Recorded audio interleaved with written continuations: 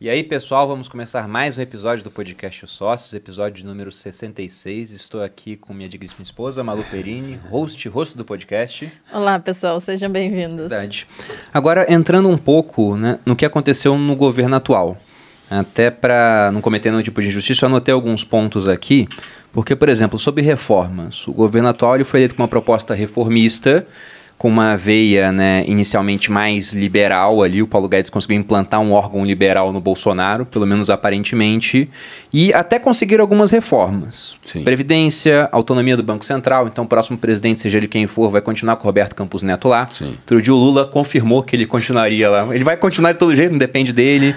A gente teve marcos legais do saneamento, ferrovias, no entanto, muitas ficaram pelo caminho. Então, reforma tributária, diziam que seria feita, não vai ser feita, esse ano não tem como fazer, né, ano de eleição. Administrativa, privatização de estatais.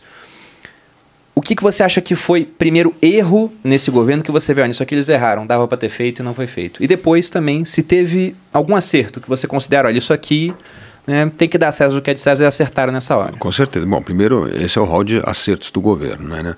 Marco do saneamento básico, o novo marco das startups é uma outra coisa legal que está nessa lista aí que o governo aprovou, o PL das ferrovias, que agora é por autorização, né? Então você vai poder expandir bastante as ferrovias, isso com a safra, diminuir o custo de transporte da safra, que é uma coisa muito importante. Então, isso são méritos do governo e a gente precisa dar mérito, acertaram isso.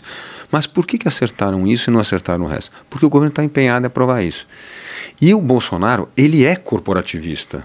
A história parlamentar dele é corporativista. Então, na hora que chega lá e fala, não, vamos fazer reforma tributária, não, reforma administrativa, não, tem que mexer lá com polícia, aposentadoria de militar, não sei o que, o cara não quer fazer. Então, ele não vai comprar essas brigas porque ele tem um histórico de defesa do corporativismo. Então, aí não tem empenho político, eu estava falando. E, evidentemente, esse é um governo que pecou desde o dia 1 pela ausência de uma boa costura política, né? Essa conversa com o Congresso, então, foi de um governo que negou a política ao governo que deu a chave dos cofres para o centrão, que é o pior da política. Então, foi de um pêndulo ao outro, né? E nós não chegamos ali ao meio termo, que é como usar a articulação política para extrair os votos que a gente precisa para as matérias importantes, que são essas reformas que você citou. Então, assim, o pecado original era o pecado de ignorar a política primeiro e depois o pecado original foi fazer negócio com o centrão. E aí é o pior dos dois mundos, né?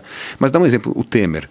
O Temer é um presidente que teve essa capacidade de gestão com a negociação política. Tanto que foi o presidente mais impopular do Brasil e conseguiu aprovar teto do gasto, reforma trabalhista e reforma da base comum curricular do ensino médio, que foi uma grande vitória em tão pouco tempo. Então, tá aí um cara que soube operar as duas áreas. E ele só não fez a Previdência porque saiu aquele áudio lá do Janot, foi isso aí. Porque ia aprovar. Porque ele chegou perto de fazer isso mesmo. Não, ele tinha 300, ele já tinha os 340 votos para aprovar, mas ele queria ter uma margem de 20, 30 votos se houvesse traição na hora da votação. Então foi aquelas 2, 3 semanas que postergou que aconteceu a gravação do Janot e atrapalhou a aprovação da reforma da Previdência. O que é engraçado do Temer é que o pessoal metia o pau nele, mas hoje em dia é cheio de meme, né? Volta Temer, aquelas fotos. O pessoal pega ele passando a faixa pro Bolsonaro e faz o contrário, né? O Bolsonaro passando a faixa pra ele. É muito bom esse meme. É engraçado. A gente tem uma plataforma aqui, que é a Finclass de Educação Financeira. A gente está acabando um documentário esse ano sobre a história do Plano Real. Ele pega desde 94 até o momento atual. A gente ouviu o presidente, ministro da Economia, né? Na época, o ministro da Fazenda, que era o cargo no período. Então, tem o depoimento de muita gente que fez parte da história do Real e também tem o Temer lá dentro. Mas é sempre polêmico, porque eu tenho certeza que no chat agora, você elogiou o Temer, sei lá. A gente agora tá batendo pau pra bandido. Aí você fala que o Lula tem um bom oratório, eu já sou socialista na Austrália. Você elogia o Bolsonaro, então é bolsominion. Então é complicado. Mas dos pontos que você enxerga assim que ficaram faltando de reformas, quais seriam as pautas do novo assim? Olha, essa reforma aqui que o governo deixou sobrar tem que ser feita urgentemente, porque tem aquela janela que é a melhor para se fazer reforma, que é no começo do período de governo, né? Sim, então, no que vocês focariam? Não, a tributária com certeza. Tributária? E a tributária a gente chegou a um consenso legal com a PEC 110 e 45, que era um projeto da Câmara e do Senado junto, que pela primeira vez teve o apoio dos 27 estados. Todas as reformas tributárias melaram no passado porque havia discordância entre os estados. Sim. Então, quando você teve uma reforma que os 27 estados concordaram... Qual que é a reforma? Desculpa. Ele teve 2 projetos de lei, um que chama PEC 45, que era um projeto na Câmara, e o 110 no Senado. Eram mais ou menos parecidos. Primeiro era a simplificação do sistema de tributos, juntar os 5 tributos e criar o IVA. É que, no caso da 110, havia também outros tributos. Então, em vez de ser 5, eram 7 tributos. Mas, no fundo, era a simplificação das regras. Então, isso é o que havia de concordância. Ia cobrar no destino. Então, puxa, finalmente acabou aquela história de onde cobrar o imposto. Então, vai ser no destino. Então, o que aconteceu é que a sociedade começou a discutir a alíquota antes da simplificação da regra. Não, o serviço vai pagar mais imposto. Não, o comércio vai pagar mais imposto. Esse foi o erro que nós cometemos, aí como sociedade. Porque se tivesse aprovado, primeiro que tinha um período transitório de 20 anos. Então, 20 anos você vai corrigindo, ali demora a regulamentação, é assim mesmo, não vai acertar, vai ter que calibrar ao longo do período. Mas nós perdemos a oportunidade de simplificar as regras e aprovar a reforma tributária. Aí o governo quis melar a reforma que estava sendo debatida no Congresso e apresentou o seu projeto de reforma, que foi um desastre total, que o Paulo Guedes confessou que ele não leu a reforma que a Receita Federal escreveu. Imagina se eu dar uma reforma tributária para a Receita Federal escrever. É só para aumentar imposto, não é para simplificar a regra, é só para arrecadar mais, né? Então esse foi um erro muito grande que a gente precisa retomar essa reforma urgente. A segunda reforma administrativa. Por quê? Porque a gente precisa, para diminuir a carga tributária ao longo do tempo, a gente precisa reduzir o custo do Estado. E o maior custo do Estado hoje é custo de pessoal e folha. Sim. Então a gente tem que reduzir isso. Então é muito importante a reforma administrativa. E a reforma administrativa não é perseguir funcionário, acabar com funcionário, nada disso. É valorizar o bom servidor público para poder pagar melhor esse, mas para cortar aqueles que são os penduradores de paletó, que chega lá, pendura a coisa e não aparece para trabalhar, né? E mudaria o critério da carreira, que era muito importante. Porque como é que é o critério da reforma administrativa que estava sendo proposto? É por desempenho. Ia ter avaliação de desempenho e você ia subir na carreira se tivesse boa avaliação de desempenho. Hoje, você só sobe na carreira pública por tempo de serviço. Sim, então, o competente e o incompetente sobe igual. Pô. Aí não tem critério. E isso é muito ruim. Isso afeta muito a qualidade do serviço público e custa caro. Você veja só, nós aprovamos a reforma da Previdência, que você falou. Mas o custo dessa reforma da Previdência, depois de aprovada e deixado algumas categorias de fora, já subiu 12% e o PIB cresceu 1%. Vai estourar. O próximo presidente vai ter que fazer outra reforma previdenciária. A reforma previdenciária é uma questão de tempo para você fazer outra de todo jeito por conta de mudança da matriz, né, da população, da pirâmide etária. Mas realmente, se a gente for ver até... O pessoal pode acompanhar de casa agora e entrar naquele site Tesouro Transparente. A gente vê que o maior gasto era com o regime geral de previdência. É isso aí. Subindo assim assustadoramente. Aí teve um pico, veio a reforma, ele começou a cair. E agora está subindo de novo. Pois é, mas... Esse é o regime geral. Tem os regimes próprios de previdência. Isso. E aí vários não passaram por reforma. Exatamente. E o gasto de pessoal realmente era um dos mais altos. Para quem acha que o imposto que a gente paga é usado para educação, segurança, saúde. Não, tá pagando. São 3 linhas lá embaixo, enquanto o salário está aqui. E aí você disse um negócio bem interessante. Eu fui funcionário público, né? E eu gosto sempre de falar que no Exército eu conheci algumas das pessoas mais brilhantes com quem eu já tive contato. E olha que hoje eu tenho contato com muita gente. Tem empresário bilionário. Outro dia aqui no escritório vieram 3 para dar palestra pra gente, tudo. Então são caras muito inteligentes, mas mesmo assim eu olho e penso, pô, eu tive um comandante que o cara falava 6 idiomas. O cara era muito inteligente, era uma sumidade.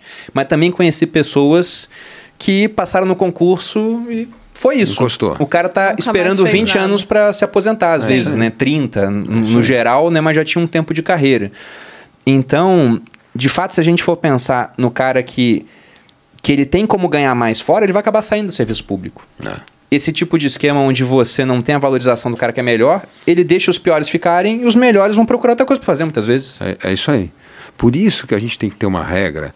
que eu falo que é o princípio básico do liberalismo. A lei tem que ser igual para todos. Você tem que ter um regime igual para todo mundo. Quem quer ter aposentadoria complementar, faça o seu plano.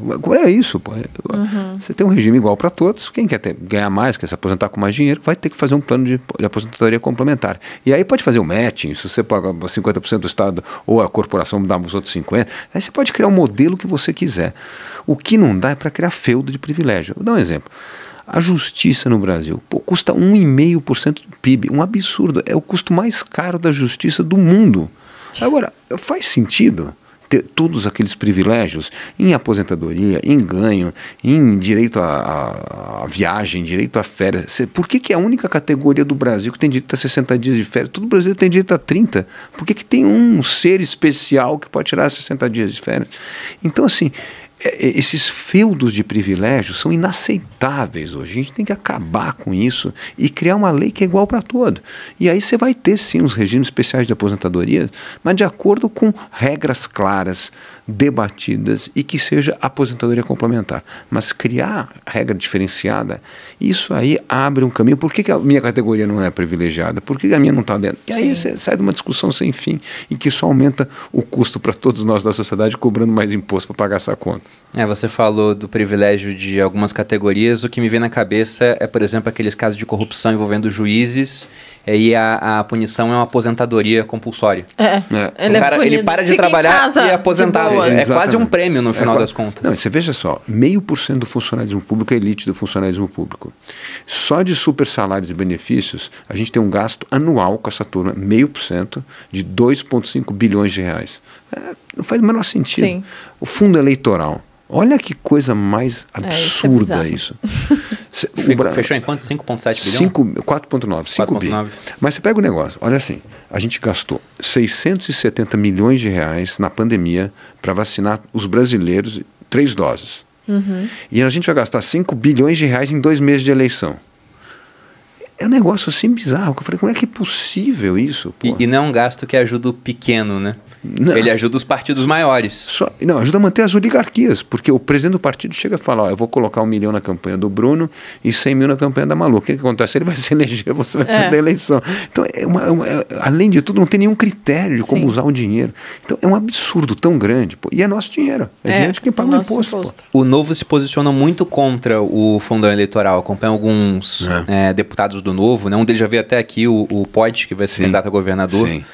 E todos eles botam lá posts, né, não ao fundo eleitoral, tudo, e pretendem não usar recursos de fundo eleitoral. Pretendem não vai usar. Mas esse que é o ponto. Você não acha que eles são preteridos? Porque, por exemplo, tem 5 bilhões que um monte de gente vai usar, e tudo bem que o brasileiro está acordando para a política, se discute muito política hoje, né, inclusive de uma maneira muito apaixonada, né, uma briga de torcida.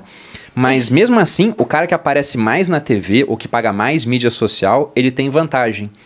Então, a gente tá numa luta do Davi contra o Golias e o Davi tá jogando a funda dele embora. Ele tá falando, não preciso disso aqui não. Não, eu acho que tem 2 coisas importantes do fundo. Primeiro, assim, o Novo nunca usou fundo e conseguiu eleger 8 deputados federais. Aliás, o Poit foi um dos mais bem eleitos em São Paulo, né? Sem usar fundo partidário. O Zema se elegeu governador em São Paulo. O Adriano Silva tornou-se prefeito em Minas Gerais. O Zema em Minas Gerais. E o Adriano Silva foi o prefeito de Joinville. Então, assim, dá para se eleger. Por quê? Porque a campanha, o que é o custo de campanha hoje que custa caro? Primeiro é tempo de televisão, porque o Novo não tem muito. Então, a gente pode fazer poucos vídeos, continuar repetindo os vídeos e tá lá e não precisa de muito dinheiro. Segundo grande custo de campanha é transporte. A turma fica alugando jatinho aí para ficar voando para sempre. Pô, a gente vai de voo comercial, é até melhor porque você faz mais campanha, porque você está no aeroporto conversando com as pessoas e tal, então não precisa. E terceira é gráfica. E gráfica é outro assunto que pro militante do Novo não gosta, né? A gente gosta de coisa digital, não gosta de ficar sujando a cidade com um monte de santinho e coisa. Então, assim, quando você pega as grandes contas, ia mudar muito a nossa vida. Só ia mudar a vida se a gente tivesse muito mais tempo de televisão. E isso vai ser um problema quando o partido ficar grande. Então o partido precisa crescer muito para ter mais tempo. Aí sim nós vamos ter que descobrir outras fontes de recursos. Mas o importante é a gente continuar batalhando contra isso. Porque, primeiro, eu sou a favor de financiamento privado de campanha. Assim. Acho legal quando as pessoas põem dinheiro, porque é o skin in the game, né? Você está botando dinheiro numa coisa, falando, porque eu apoio o Poit, porque eu gosto desse candidato e tal. Segunda coisa, eu acho que é importante voltar ao financiamento de empresas com um limite, com um teto. Você determina um teto máximo lá de 300 mil, 400 mil reais, o que seja. Mas isso equilibra mais o jogo. Porque se a gente só tiver recurso público na mão de presidente de partido, ao invés de ter renovação na política, nós vamos ter perpetuação das oligarquias na política. E isso é muito ruim para o Brasil. Que é o que vem acontecendo. É.